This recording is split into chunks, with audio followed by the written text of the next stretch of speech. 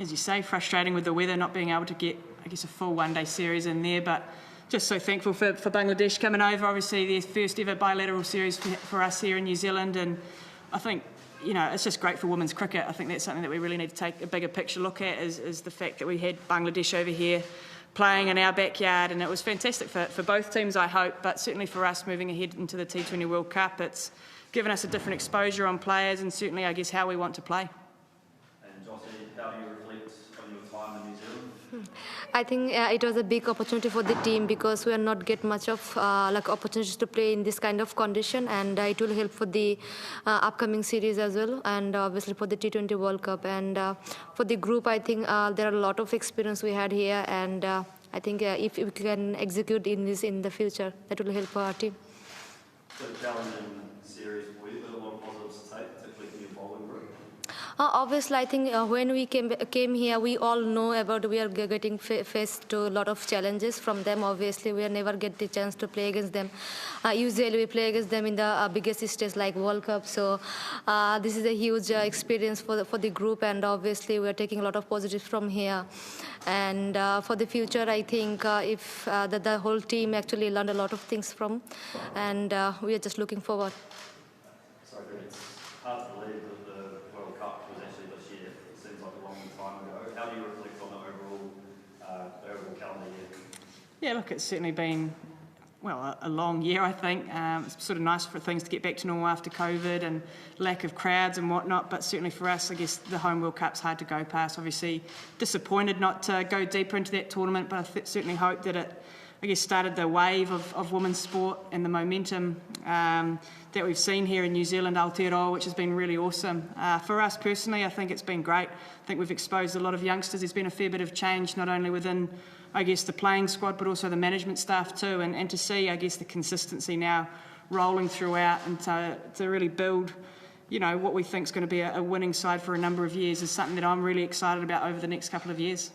You talk about building a winning side. There's a tournament early next year that's pretty important. How do you see the side in terms of their preparation for that tournament? Under-19s or our World Cup? Well, both. Well, we'll talk about our World Cup. There is the under-19 on there too. Yeah, look, I think they're both equally important. I think certainly for us it's another great opportunity to play on the world stage.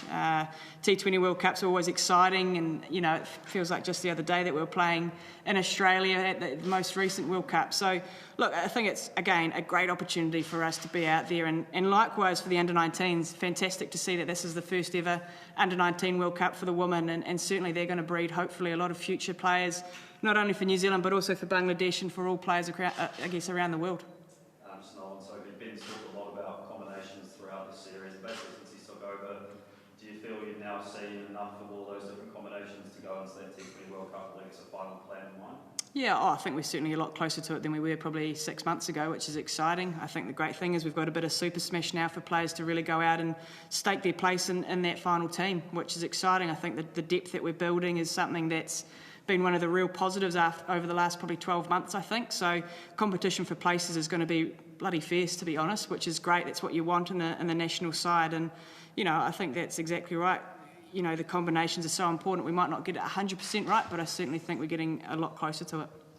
Joty, yourself, you've got a World Cup coming up too. How's the team preparing for that, and what's next for you? You said under-19 or our... Sorry, I'll be more specific, the T20 World Cup. Yeah, I think it was it was our opportunity to prepare ourselves for, because we are not going to play any kind of domestic or international series before the World Cup. So more or less, I think it was our best preparation we had for the World Cup. And obviously, we come going back to home and trying to prepare ourselves more better for the World Cup. And maybe we are going to the South Africa pretty early for the camp and playing against some matches against Ireland also.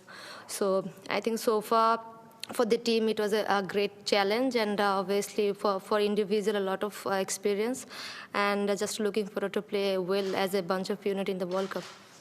So the White Ferns now just going to the Super Smash teams. How vital is that build up to the T20 World Cup, playing in that competition, and how do you rate where that competition now stands in sort of T20 competitions around the world?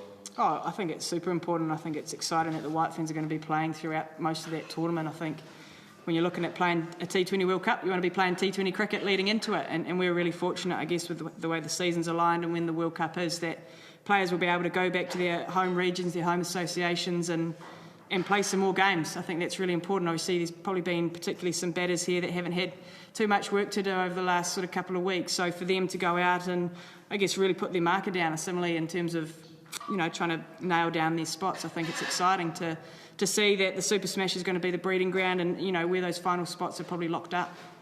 And just finally, that's quite a few series wins in a row now. How important is momentum, leading into such an important tournament, the T20 World Cup, Senior World Cup next year?